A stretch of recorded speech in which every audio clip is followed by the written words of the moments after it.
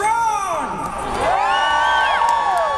You taught Wisconsin a lesson. Now you are teaching America a lesson.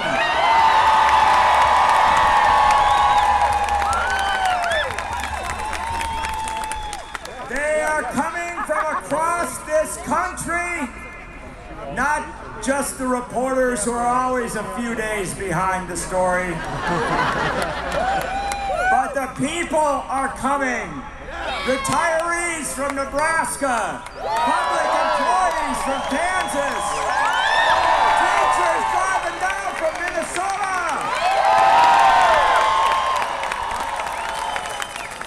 This morning I saw snowplow drivers from Chicago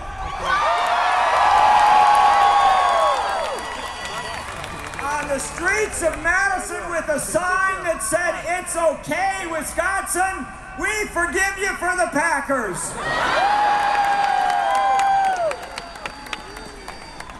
We don't forgive them for the Bears.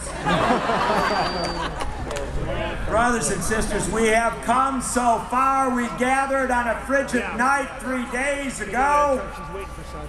And if you are of a religious bent and you are familiar with the great biblical texts, they will say that on the third day, the Lord looked at what had been created and he said, "This is good."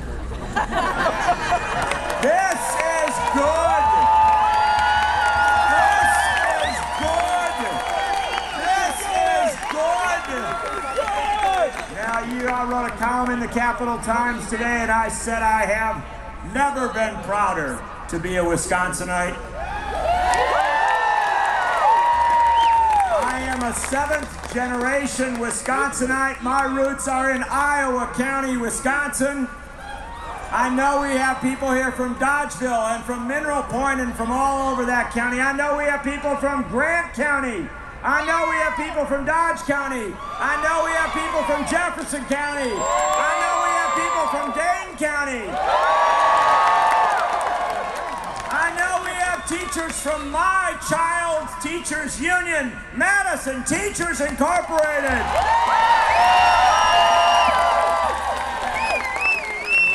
We are teaching a powerful lesson. We learned a lot of lessons this week. Our firefighter brothers and sisters, our firefighter brothers and sisters, they taught us the lesson of solidarity.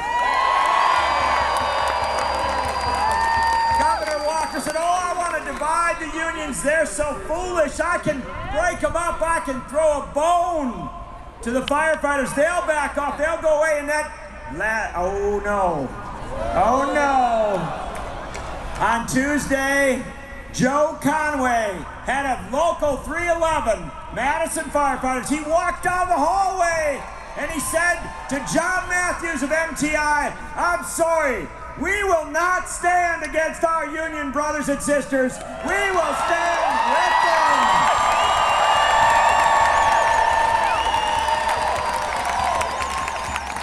And the firefighters from across this state have been poured into this town, marching with you. They will be with you tonight. But we taught another lesson as well.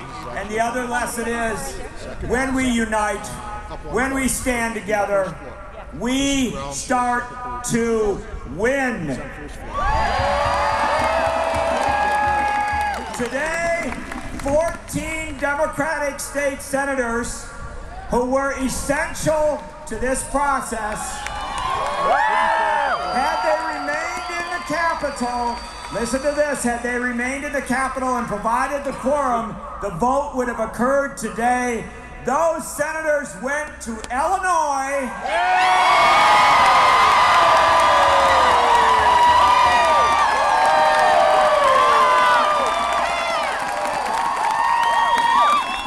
And I have talked to some of those senators today. Senator Chris Larson of Milwaukee. He said, "We looked out the window of the Capitol. We saw those people, and we had to ask ourselves a question. Are we going to stay here inside with Scott Walker, or are we going to walk out and stand with the trade unions of Wisconsin?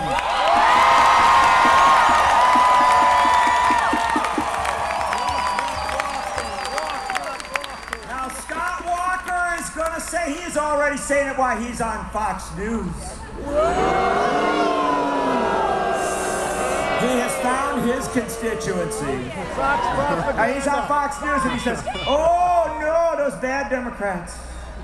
I know their name is Democrat, but they're standing in the way of democracy. And I wish Scott Walker had finished that college education.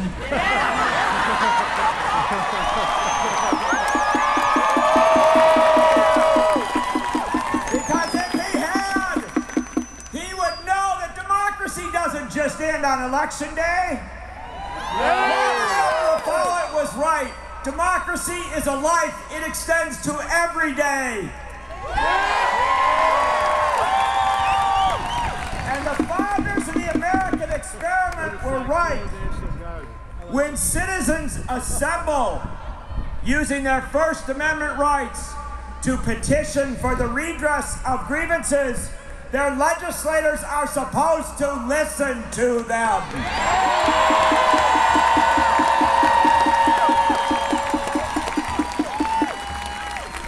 Make no mistake, brothers and sisters, the Democratic legislators who have gone over the state border making the ultimate sacrifice to spend a night in Illinois.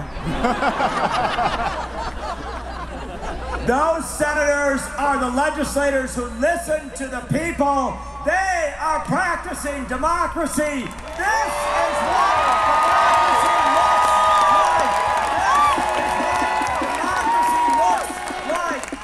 is what democracy looks like. This is what democracy looks like. This is what democracy looks like. This is what democracy looks like. This is what democracy looks like. This is what democracy looks like. This is what democracy looks like. Can you hear us, Scott Walker? Can you hear us, Scott Walker? This is what democracy looks like. And I want to tell you something. I want to tell you what a trade union leader looks like. Sometimes it looks like a woman.